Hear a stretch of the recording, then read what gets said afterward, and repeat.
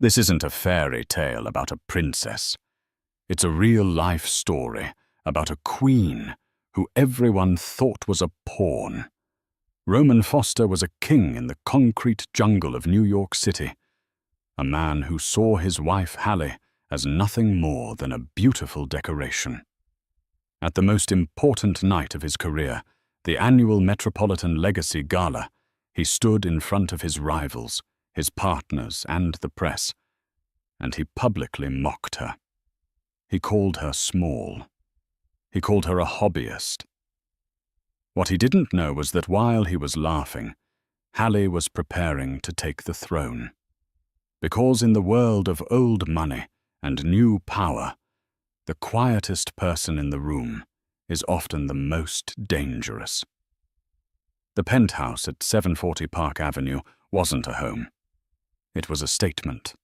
It was a fortress of beige Italian marble glass walls that stared judgmentally at Central Park and art that was purchased for its investment value, not its beauty.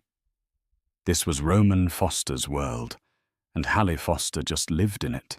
Roman was a man carved from granite and ambition. He was the CEO of Foster Holdings, a real estate empire that had devoured half of Manhattan's skyline. He hadn't just inherited it, he had weaponized it. He was tall with a mane of distinguished silver hair and wore bespoke Brioni suits that seemed to repel dust and weakness equally. His voice was a low rumble that expected and always received absolute obedience. And then there was Hallie. To Roman, Hallie was his greatest acquisition. She was a Beaumont. The Beaumonts were old money, the kind that whispered in the halls of the Frick and owned dusty libraries upstate. They had the one thing Roman couldn't build legacy. He had married her a decade ago, merging his brute force wealth with her quiet pedigree. In his eyes, the deal was simple. He gave her a life of limitless luxury, and she in turn was expected to be beautiful, silent, and supportive. Hallie was pale and slender, with large, observant grey eyes that most people mistook for timidity. She ran the household with the silent efficiency of a Swiss watch. She organized his dinners, vetted his invitations, and wore the precise, elegant clothing he preferred today, a simple cashmere day dress in a shade of cream. "The gala is tonight, Roman," she said softly, her voice barely registering over the hum of the city. She was standing in his vast mahogany-paneled dressing room, holding out 3 silk ties. "The car is arranged for 7. Arthur Kensington's office confirmed he will be speaking at 9. Roman didn't look up from the Patek Philippe he was fastening to his wrist. "The blue one. Not that one, the one with the finer weave," he grunted, taking it from her. "Kensington's speech is the only thing that matters. He's finally stepping down from the Metropolitan Legacy Fund. Tonight, they announced the new chair. The Metropolitan Legacy Fund, or MLF, was the unspoken god of New York philanthropy. It was a centuries-old institution that held the keys to the city's cultural and social future. Its approval could greenlight a new museum wing, a billion-dollar urban renewal project, or kill it dead. The chair of the MLF was in many circles more powerful than the mayor. "You're still certain it will be you?" Hallie asked, her hands clasped. Roman finally looked at her, a smirk playing on his thin lips. "Ellie, it's a done deal. My Foster Resurgence project for the West Side is exactly the kind of bold move the MLF needs. Kensington knows I have the vision to lead the fund. The only other vaguely serious contender is that tech bro Julian Thorne. And the MLF board would never hand the keys to a new money disruptor from California who wears hoodies to board meetings." He straightened his tie, admiring his own reflection. "This is the final piece. Once I'm chair, the Resurgence project is unstoppable. Our name will be on every building from 34th to 42nd. Hallie nodded, her expression unreadable. Of course, dear. It will be your night. Our night, Ellie. Our night, he corrected, though his tone made it clear he meant his. Now make sure you wear the diamonds, the ones I bought you from Cartier, after the Hamptons deal. They reflect well under the lights. He swept out of the room, leaving her in his wake. Hallie stood silently for a moment, the scent of his expensive cologne hanging in the air. She looked at the 2 rejected ties, then walked back to her own wing of the penthouse. Her room was different. It was smaller, filled with books, and had a small antique Beaumont desk. She sat down, her posture unchanged, and opened a laptop. It wasn't the sleek, modern tablet Roman had bought her.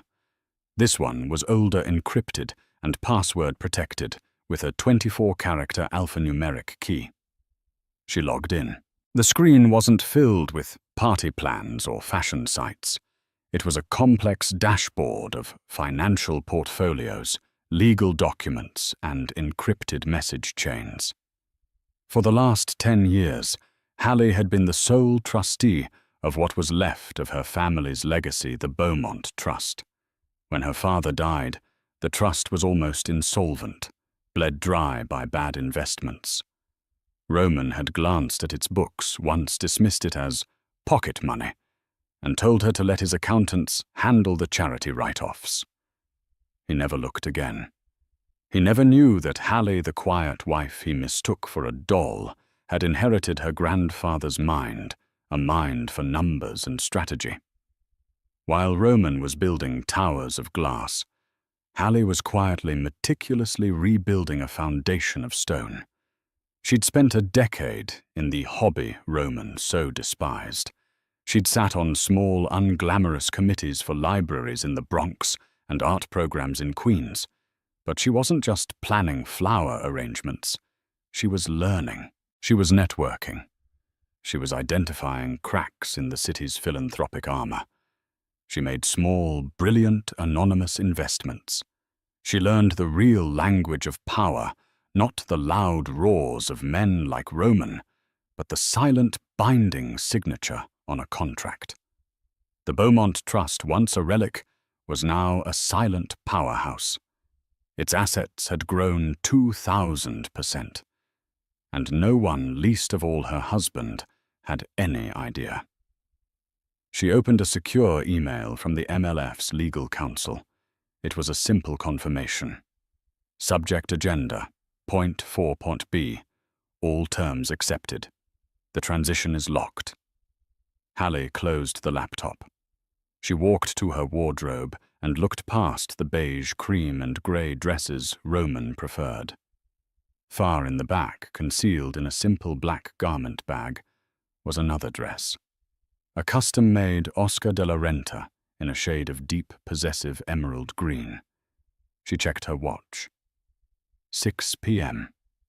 Time to put on the diamonds and play the part of Mrs. Foster. One last time. The Great Hall of the Metropolitan Museum of Art was transformed. It wasn't just a party. It was a demonstration of hierarchy.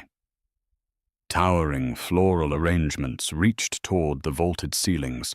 Champagne flowed from fountains carved of ice, and the air vibrated with the sound of 1,000 clipped, powerful conversations. This was the Metropolitan Legacy Fund Gala, the apex predator of New York charity events. Roman Foster moved through the crowd like a shark.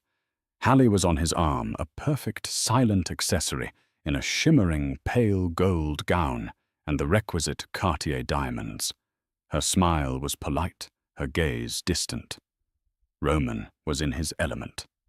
"Senator," he boomed, gripping a politician's shoulder. "Good to see you.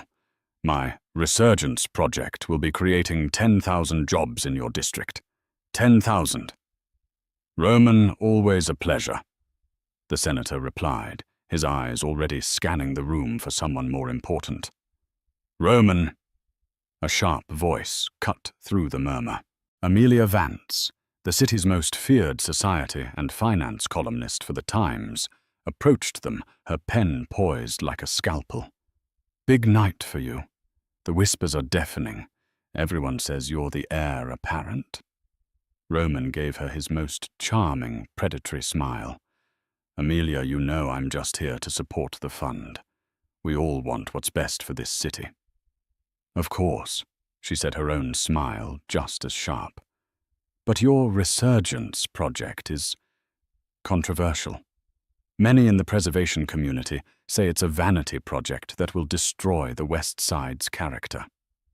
Roman's smile tightened. "That's the talk of small minds, Amelia. You can't make an omelette without breaking a few eggs. Progress requires bold strokes. The MLF knows that." "We'll see," she said, before her eyes landed on Hallie. "And Mrs. Foster, a pleasure as always. You're looking radiant. What's your role in this grand resurgence?" Before Hallie could open her mouth, Roman laughed, a loud, dismissive sound. "Hallie keeps the home fires burning, don't you, darling? She makes sure my suits are pressed and the champagne is cold. That's a full-time job, believe me." Amelia's eyebrow raised a fraction of an inch. Hallie's polite smile didn't waver, though her grip on her small clutch tightened.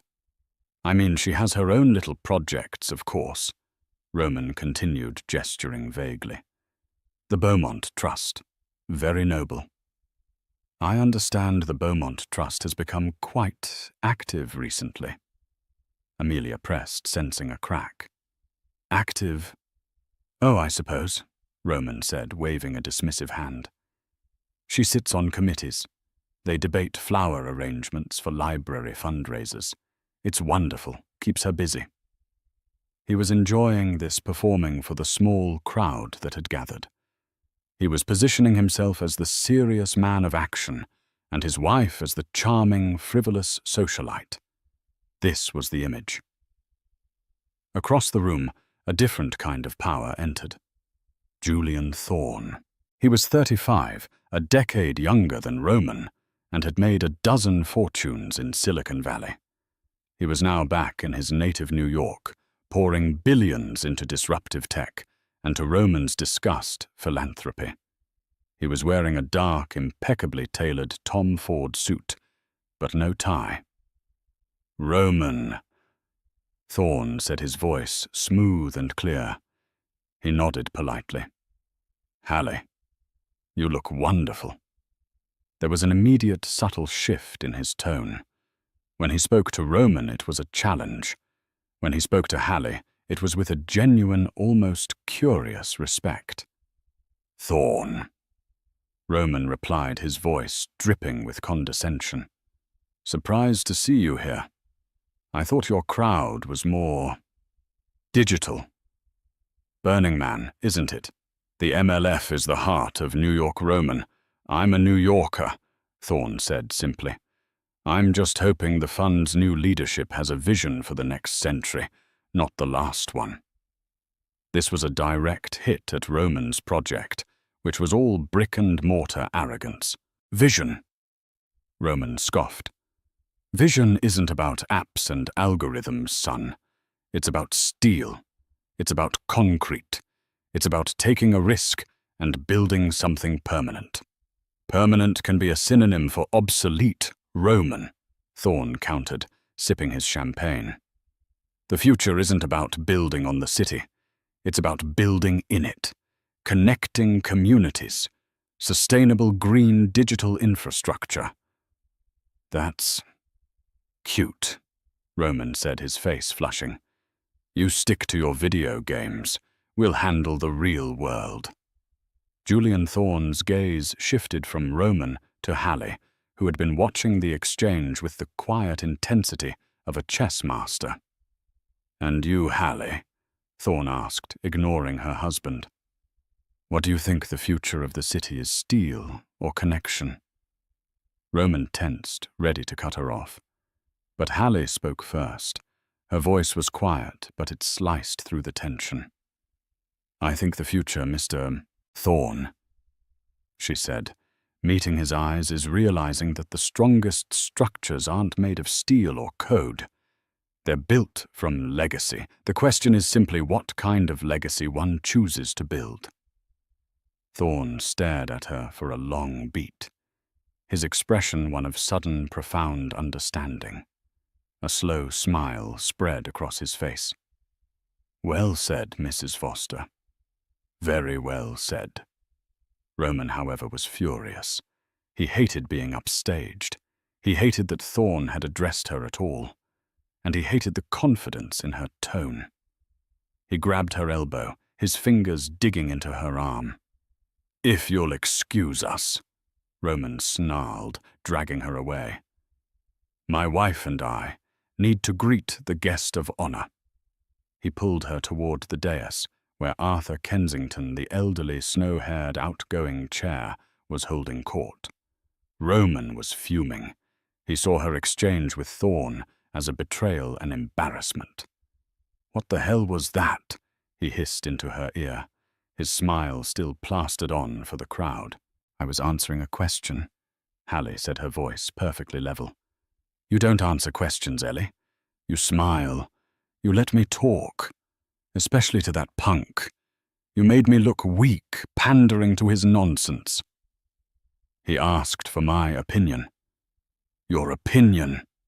He whispered, his voice vibrating with rage. "Your opinion is what I tell you it is. You're a Foster.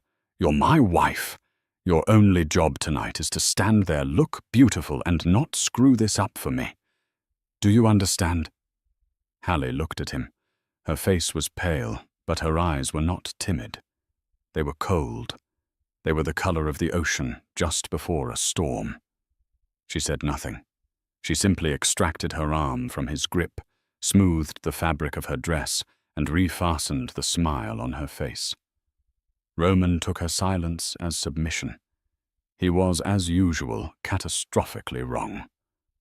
The main dining room was a sea of black ties and glittering jewels. They were seated at the head table, table 1, right next to the podium. Roman was in his element, radiating confidence. He had Arthur Kensington to his right, and the mayor to his left. Hallie was seated between Roman and an elderly benefactor who was discussing her poodle. Roman was holding court.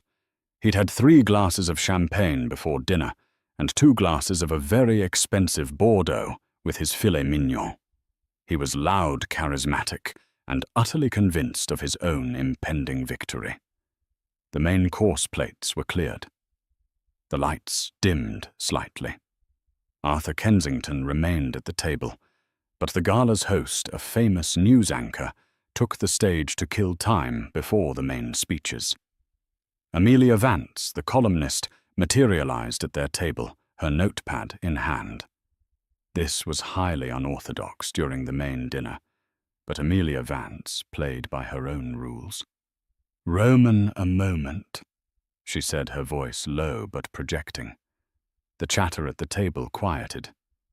"I'm running a piece on the fund's future for tomorrow's early edition. My editor is pushing me. The rumor is that your Resurgence project is the front runner for the fund's first 9-figure grant under the new chair. Any comment?" Roman beamed. This was it. The narrative was being cemented before his very eyes. "I can only say," he said loud enough for the surrounding tables to hear, "that Foster Holdings is deeply committed to the future of this city. We believe in building, not just talking." "But some," Amelia pressed, "say the project hinges entirely on you being named chair, that it's a conflict of interest, that the fund would be backing your own company." Roman's face darkened. "That's libel, Amelia. The project stands on its own merit. It's the only one on the table big enough to truly matter." "And what about the opposition?" she asked. "Julian Thorne's Green Connect proposal, for instance. It's smaller, more community-focused, and has a lot of grassroots support." Roman let out a short, sharp laugh. "Thorne, that's not a proposal, it's a pamphlet. It's a fantasy drawn on a napkin.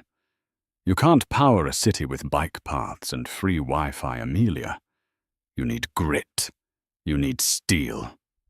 Then Amelia turned her pen and her attention to Hallie. It was the move of a master journalist wrong-footing the powerful man by addressing his silent partner. "Mrs. Foster," Amelia said, her voice clear and precise. "You run the Beaumont Trust. It's one of the oldest names in this room.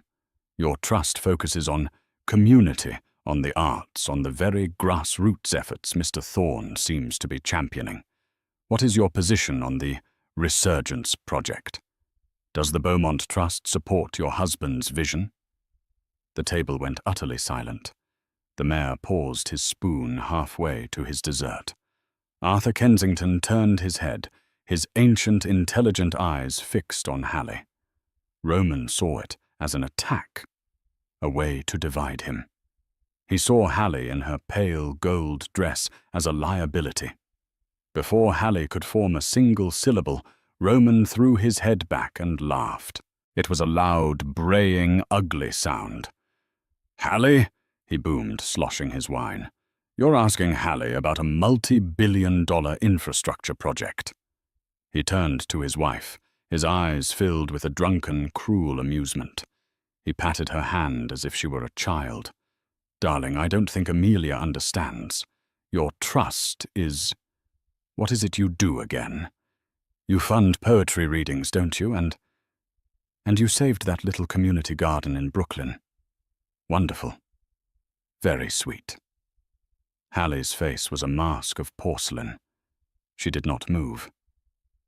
"Amelia," Roman said, turning back to the journalist, his voice dripping with condescension. "My wife is a woman of immense taste. She can tell you the difference between a Monet and a Manet from 20 paces. She can organize a gala for 500 people without breaking a sweat. Her committee decides on the exact shade of beige for the napkins. It's a vital skill." The insult hung in the air, naked and brutal. He wasn't just dismissing her. He was publicly castrating her, reducing her family's legacy and her life's work to floral arrangements. He was telling the entire table, the entire room, that she was nothing, a decoration. "But as for business," Roman continued, his voice dropping to a conspiratorial growl, "as for power for the real work, she leaves that to me, as she should." He grinned triumphant.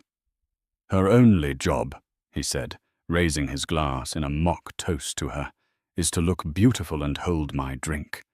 And she does it perfectly. Don't you, sweetheart?" The silence that followed was heavy and cold. The mayor looked down at his plate. Amelia Vance's pen was frozen. She wasn't smiling. She looked horrified. Hallie Foster sat perfectly still. The blood had drained from her face, leaving her stark white against the gold of her dress. Her grey eyes fixed on Roman. There was no anger in them. There was no sadness. There was only a profound Arctic cold, a finality. She did not cry. She did not yell. She slowly, deliberately placed her napkin on the table. She pushed back her chair, the legs making a faint scraping sound on the marble floor. "If you'll excuse me," she said, her voice a perfectly modulated whisper that nonetheless seemed to echo in the sudden quiet. She stood up. She did not look at Amelia or the mayor or Arthur Kensington. She looked only at her husband. Then she turned and walked away from the table. She didn't flee to the powder room. She walked calmly with perfect posture straight out of the main dining hall and into the lobby, disappearing from view. Roman watched her go, a flicker of annoyance in his eyes. "Drama," he muttered to the table, forcing a chuckle. "She's probably upset about a broken nail. She'll be back. Now, Amelia, about that conflict of interest nonsense." But no one was listening. They were all staring at the empty chair where Hallie had been. Arthur Kensington slowly turned his gaze from the doorway back to Roman his expression unreadable. Across the room at his own table, Julian Thorne had watched the entire exchange. He wasn't smiling. He looked at the doorway Hallie had vanished through, then back at the oblivious, pontificating Roman. And then Julian Thorne did smile. It was a smile of pure, unadulterated anticipation. Roman's good mood had been pricked. Hallie's exit was an embarrassment. It was a public display of dissent, and he hated it. He tried to recover, to steer the conversation back to his project, but the energy at the table had shifted. The smooth rolling confidence was gone, replaced by a strained politeness. "She's sensitive," Roman offered to the mayor, who was now meticulously studying his dessert fork. "The Beaumonts are all like that, highly strung, artistic." "Of course," the mayor murmured non-committally. Roman stewed. He mentally calculated the cost of this petulance. Another donation to her little trust. A new bracelet. It was infuriating. He was on the cusp of the greatest triumph of his life, and she had to make a scene about a harmless joke. It was, he thought, profoundly selfish. He checked his watch. 8:50 p.m. "She'll be back," he muttered to himself. "She knows she has to be here for the announcement." The lights dimmed further. The host returned to the podium. "And now," the anchor's voice filled the hall, "it is my distinct honor to introduce a man who has been the steward of our city's great legacy for 3 decades, a titan of industry, a patron of the arts, and a true New Yorker. Please welcome for his final address as chairman, the Honorable Arthur Kensington." The room erupted in a sustained, respectful standing ovation. Arthur, a man of 80 with a ramrod-straight spine and clear blue eyes, walked slowly to the podium. He adjusted the microphone. Roman straightened his Brioni suit jacket. He smoothed his tie. He glanced at the empty seat beside him. Damn her. He forced a magnanimous, confident smile onto his face. This was his moment. Arthur tapped the microphone. The room fell silent. "Thank you." Arthur's voice was frail but carried immense authority. "Thank you all.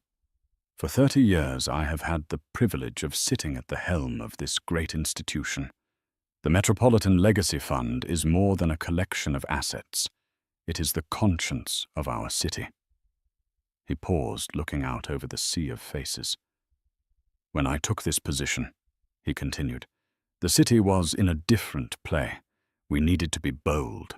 We needed to build. We needed to show the world that New York was strong, permanent, and unyielding. We built with steel." Roman beamed. He subtly nudged the mayor. "See, he's talking about me." "But the world changes," Arthur said, his tone shifting. "And the fund must change with it. A city's conscience cannot be static. It must evolve. The challenges of the next 50 years are not the same. Steel and glass can create a skyline, but they cannot create a community. Brute force can build a tower, but it cannot build a future." Roman's smile faltered. A cold knot began to form in his stomach. This was not the speech he had been led to expect. "The board and I," Arthur said, "have spent the last year in a quiet, exhaustive search. We were not looking for another steward. We were looking for a visionary. We were not looking for the loudest voice in the room."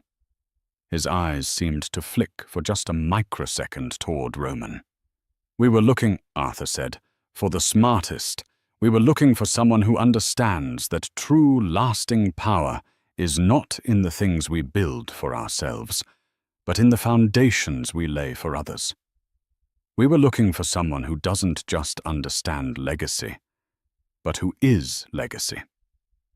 Roman was no longer smiling. He was confused.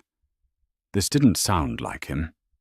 He glanced at Julian Thorne's table. Thorne was leaning forward, his expression intense. "Is it Thorne?" The thought sent a jolt of panic through Roman. They wouldn't. They couldn't. "The board's vote was unanimous," Arthur Kensington declared. "We have found a new chair, a new leader who has to us all.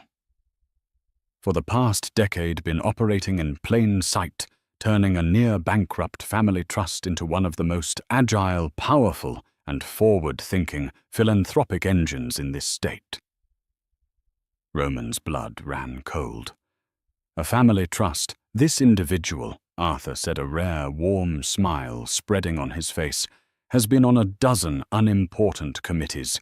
This individual has, without fanfare, saved libraries, funded minority-owned startups, and anonymously endowed 3 separate university chairs in sustainable urban development. This individual has been building a new kind of legacy, one based not on noise, but on results. Roman was drowning. He couldn't breathe. It wasn't possible. It was a joke. A horrible, elaborate joke.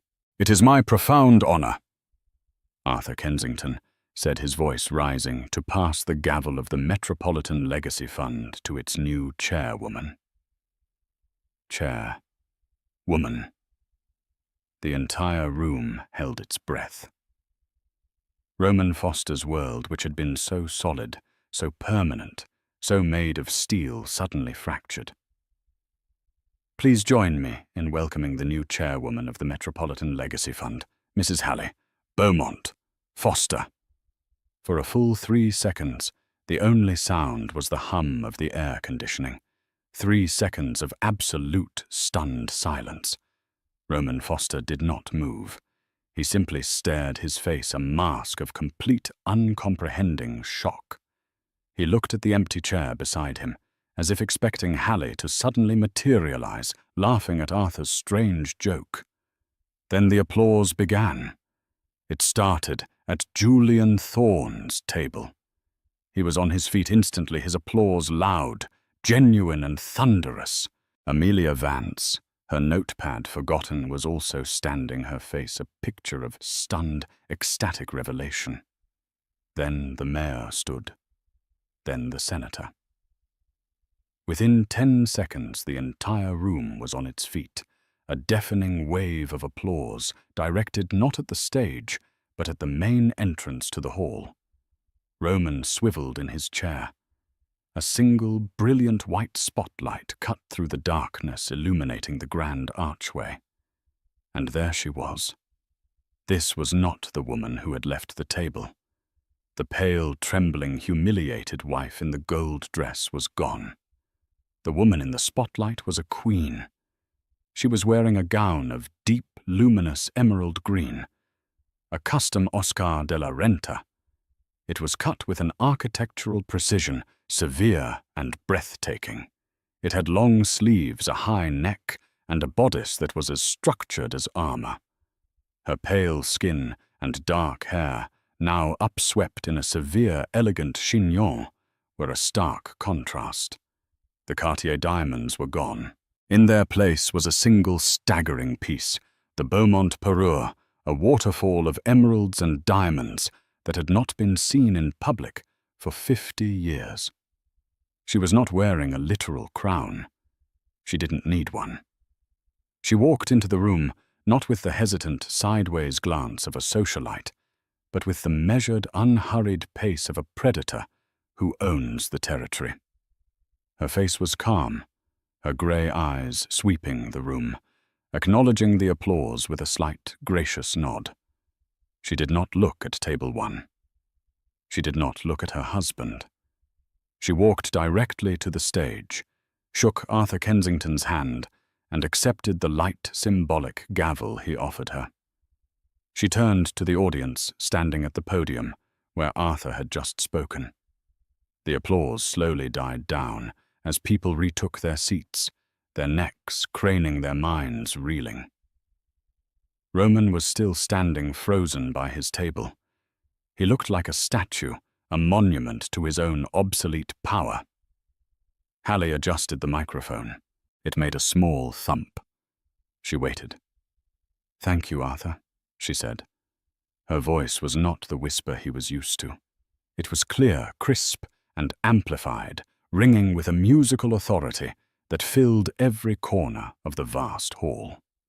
"Thanking you to the board, and to all of you." She looked out at the room. "For generations," she began, "the Metropolitan Legacy Fund has been the bedrock of our city. It has, as Arthur so rightly said, been our strength, our steel. But the city is changing. The world is changing. And legacy is not a monument you build and walk away from. It is a garden. It must be tended. It must be fed. And sometimes," her eyes swept the room, "it must be pruned." A nervous titter went through the crowd. "The fund's mission must evolve," she continued, her voice gaining strength. "We can no longer afford to fund monuments to the past. Or," she paused, "monuments to ego." Roman Foster physically recoiled. It was an assassination in public. "Starting tonight," Hallie declared, "the MLF is pivoting. Our primary focus will no longer be large-scale, single-developer projects. Our focus will be on sustainable community, on digital equity, and on green infrastructure. We will be funding the connective tissue of our city: the libraries, the parks, the public data networks, the education programs." She was piece by piece dismantling Roman's entire resurgence project. She was declaring it, and him obsolete in front of the very people he needed to impress. "The old way of doing things is over," she said. "The era of the vanity project is dead." Amelia Vance was writing so fast, her pen was a blur. The mayor was nodding, a sudden political smile on his face, as if this had been his idea all along. "This is not just a promise," Hallie said. "It is a strategy, and it begins tonight. The MLF is proud to announce its first new initiative, the Green Connect Charter, a $500 million grant to revitalize and digitally integrate our community spaces." Roman's hands were clenched so tightly his knuckles were white. He was shaking. 500 million? "And," Hallie said, a small, dangerous smile playing on her lips, "to show that we are serious about a new way of partnership, blending old legacy with new vision, the MLF will not be funding this initiative alone. We are proud to announce our new lead partner in this venture." She looked directly at Julian Thorne. "The Metropolitan Legacy Fund is officially partnering with the Thorne Foundation." The room gasped. Julian Thorne stood up, a broad, brilliant smile on his face. He bowed his head slightly toward Hallie. She nodded back. It was a coronation, a new king and queen anointed.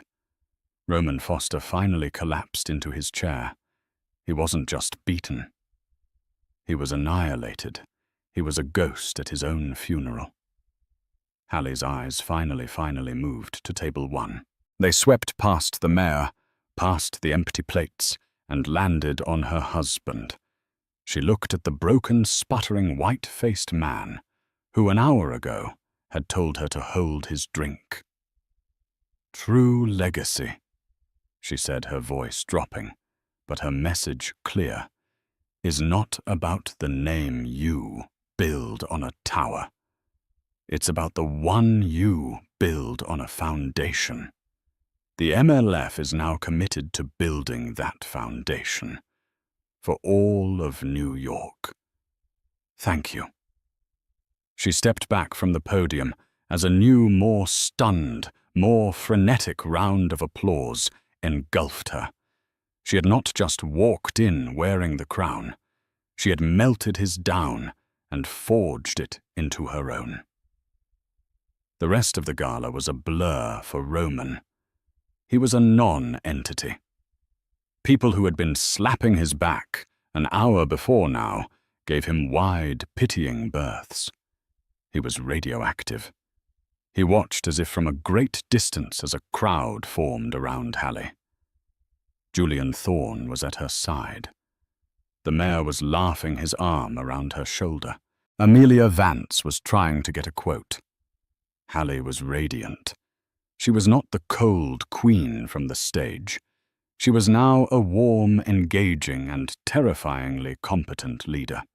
She spoke with effortless fluency about bond issues, zoning laws, and fiber-optic partnerships. She was Roman, realized with a sickening lurch, a genius. And she had hidden it. She had hidden it all behind a mask of beige compliance for 10 years. He stumbled out of the gala, not even bothering to retrieve his coat. He stood on the grand steps of the Met, the cool night air hitting his face like a slap. He had no car. The car was her car, arranged by her staff. He waited on the curb, a fallen emperor, until the Foster Holdings driver, who he'd dismissed hours ago, finally found him. The ride back to 740 Park Avenue was silent. He sat in the back of the Maybach, staring at the city lights. His city, a city that had, in the span of 30 minutes, been stolen from him by his own wife. He got to the penthouse first. He was pacing the vast marble living room, his tie ripped off his jacket, thrown on the floor, when he heard the quiet click of the private elevator. She walked in. She was still in the emerald gown, the Beaumont jewels resting on her collarbones. She looked, if possible, even more powerful in the sterile, modern environment of his home. She walked past him, heading toward the bar. "You—" He finally spat his voice, a hoarse croak. "You bitch!" Hallie paused. She turned not with fear, but with a kind of clinical curiosity. She poured herself a small glass of water. "You planned this," he accused, his voice rising to a shout. "You humiliated me. You destroyed my project. You destroyed me. Your project was a bloated, over-leveraged monument to your own ego, Roman," she said, her voice as calm as the water in her glass. "It would have bankrupted the fund and displaced 5,000 people. It was a bad deal. I killed a bad deal. You're a housewife." He roared the word, sounding ridiculous even to his own ears. You plan parties. You fat. Flowers. The napkins." Hallie took a small sip of water. "Yes, the napkins. While I was deciding on the exact shade of beige, I was also listening. I was listening to the mayor complain about his budget shortfalls. I was listening to the hedge fund managers complain about your leverage. I was listening to the community leaders in the Bronx who you never even met. You thought I was wallpaper Roman, and you were too arrogant to ever look closely at the pattern. The Beaumont Trust. It's nothing," he yelled. "It's pocket money." "It was," she corrected. "When you let me have it, it was worth about $4 million. This morning, the Beaumont Trust's liquid assets are valued at just over $1.2 billion. Roman stopped. He couldn't process the number. $1.2 billion. How? You build with steel. I build with information. While you were taking hostile takeovers, I was making quiet, strategic seed investments. You like buying companies. I like funding founders. You'd be amazed what a $100,000 investment in a biotech firm 10 years ago is worth today. Or a small data processing company, one that incidentally Julian Thorne's fund later acquired. He and I have been moving in the same circles for years, Roman. You just never thought to ask who was in the room with me." She was laying it all bare. The flower committees were board meetings. The poetry readings were investment pitches. The ladies' lunches were strategy sessions with the most powerful women in the city. "You used me," he whispered, the rage turning to a cold, sick dread. "You used me." She countered, her voice hardening for the first time. "You married me for my name. You used me as a prop. You silenced me, dismissed me, and belittled me. You thought I was an asset, and you were right. I was, just not your asset." The dread in his stomach was now pure, unadulterated terror. He was finally seeing the chessboard. The MLF chair," he stammered. "Kensington. He wouldn't just—" "Arthur Kensington was my father's godfather," Hallie said flatly. "He has been my mentor since I was 20. He asked me to take over the fund 3 years ago. I told him I wasn't ready. I told him I had one last piece of business to attend to." "What business?" Roman whispered. Hallie walked over to her antique desk in the corner. She unlocked a drawer and pulled out a thick, leather-bound portfolio. She slid it across the marble coffee table to him. "Foster Holdings," she said. He opened it. His eyes scanned the pages, his face growing paler with every line. It was a breakdown of his company, his debt, his leveraged assets, and at the bottom a list of his primary, secondary, and tertiary creditors. He didn't understand. "What is this? Do you remember the Phoenix Capital Group?" she asked. "The anonymous Asian fund that saved your 42nd Street deal 5 years ago. The one that bought up all your toxic debt and restructured it." He nodded, confused. "They saved me." "That was me," Hallie said. Roman's world tilted on its axis.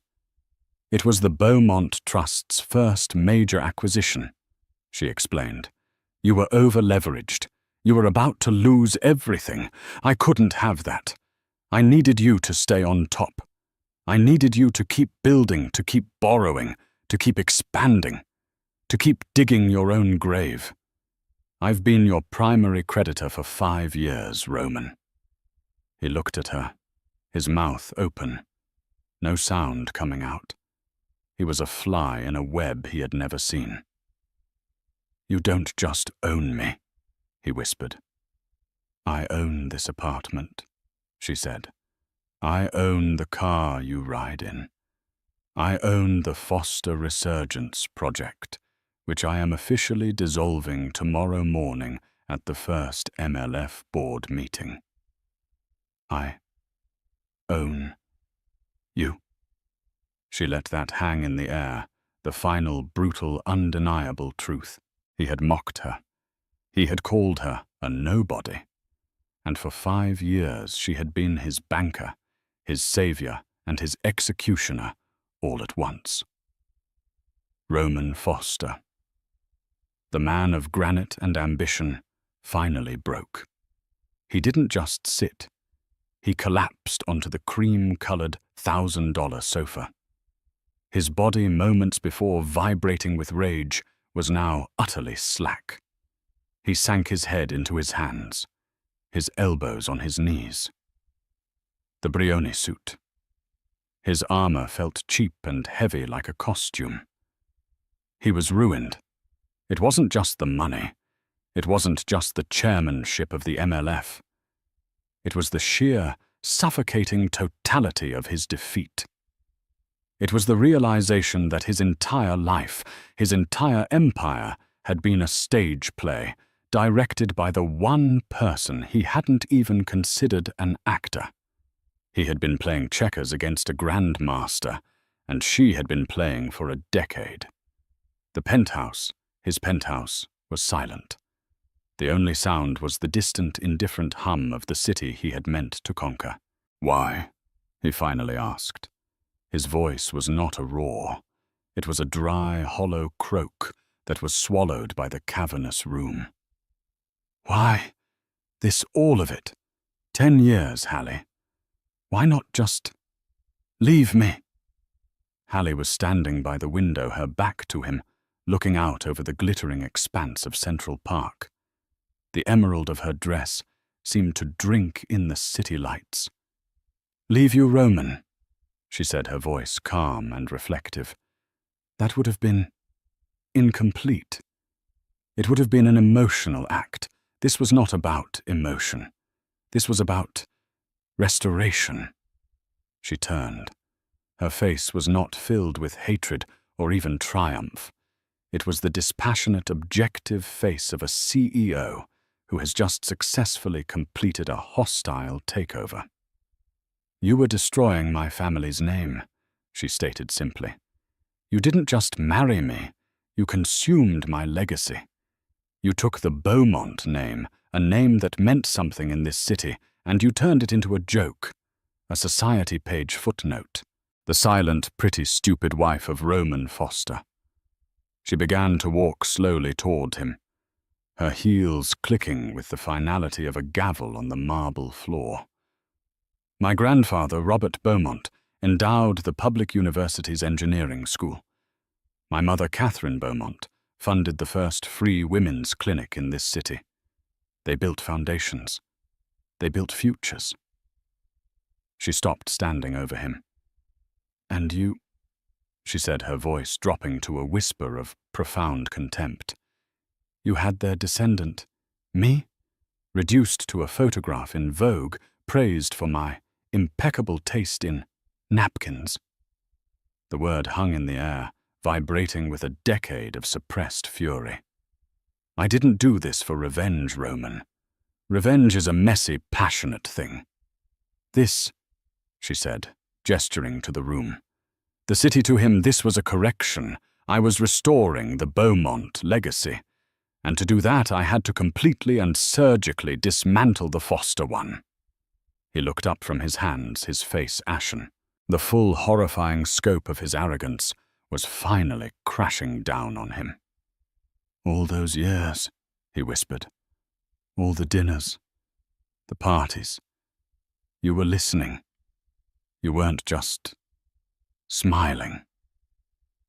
You were so desperate to prove you were the smartest man in the room, you never once stopped to wonder who else was in it," she said. "Your dismissal of me was the most valuable asset I ever had. It was the perfect cover." "Tonight," he stammered, the memory of his own voice, his own public mockery hitting him like a physical blow. "At the table, when I said those things, you already knew. You let me.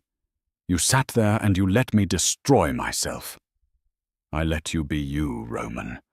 That was all that was required." He was breathing hard now, the last vestiges of his denial crumbling. "So what now?" he asked, his voice the plea of a broken man. "What happens? You liquidate me. You throw me out onto the street. Don't be dramatic," she said, her voice devoid of pity. "This isn't a soap opera. This is a transaction." She walked to the massive glass coffee table. From her small emerald clutch, she produced a key and unlocked a drawer in the antique Beaumont desk in the corner, her desk which he'd always considered a frivolous, sentimental piece. She pulled out 2 leather-bound portfolios. "As of 9:00 a.m. tomorrow," she said, placing the first one in front of him. "Foster Holdings and all its subsidiaries will be officially absorbed by a new urban development wing of the Beaumont Trust, a wing that I will be chairing in conjunction with my duties at the MLF." He stared at the cover, his own logo, but he didn't open it. He couldn't.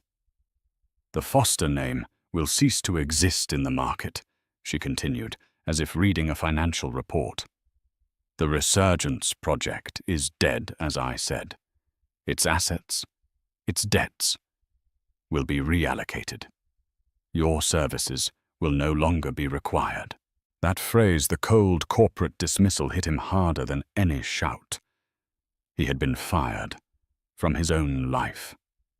"But he stammered, gesturing uselessly between them. Your husband." "No, Roman," she said, placing the second, thinner, blue-backed document on top of the first. "You're not. That was the last piece of business." Divorce papers. He stared at them. Foster v. Foster.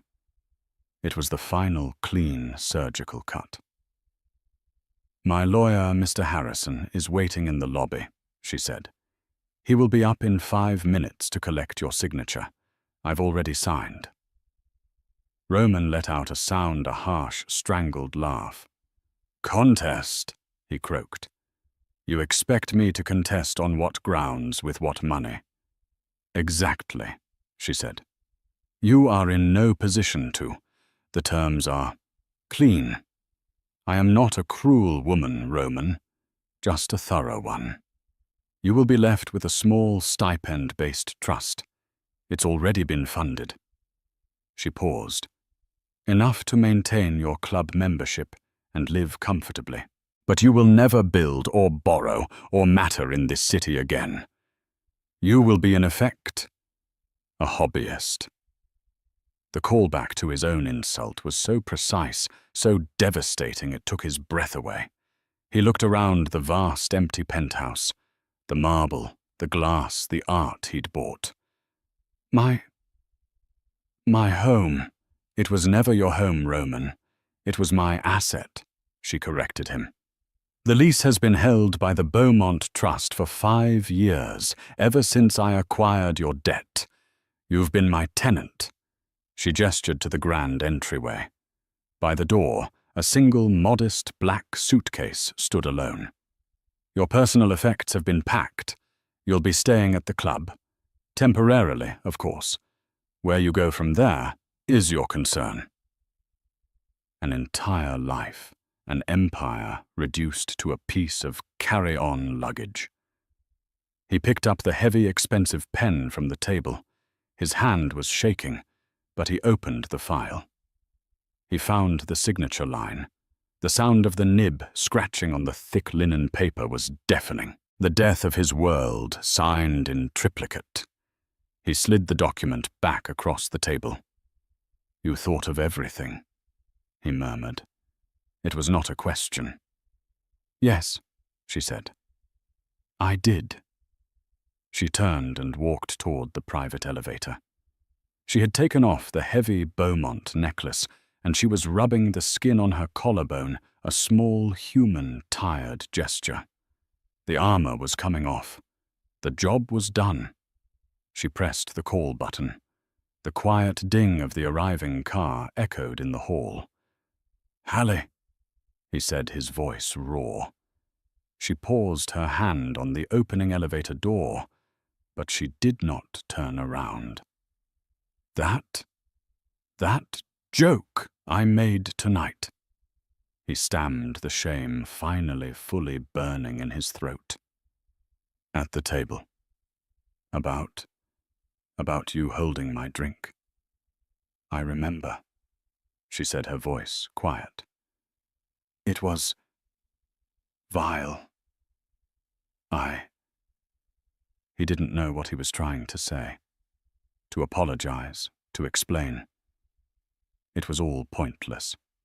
She cut him off, her voice soft but utterly final. "It was the truth, Roman." He looked up confused. "It was the only true thing you said all night. You just misidentified the roles." She stepped into the mirrored elevator and turned to face him for the last time. The woman he never saw in the emerald gown, her grey eyes as clear and cold as winter. "You see," she said, as the heavy bronze doors began to slide shut, "you were never the king. You were just the man holding my drink, while I bought the bar." The doors closed with a soft final hiss, sealing him in. He was left alone in the vast empty penthouse, with nothing but a single suitcase and the echoing silence of his own magnificent catastrophic failure. In the end, Roman Foster signed the papers. He vanished from the world of power, a ghost haunting the clubs he used to own. Amelia Vance's story on the Gala coup became the most read article in Time's history, a modern legend of power arrogance and the quiet, unseen genius of Hallie Beaumont Foster.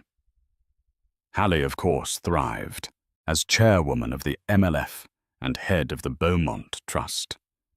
She and Julian Thorne fundamentally remade the city, focusing on the very communities Roman had dismissed. She never remarried.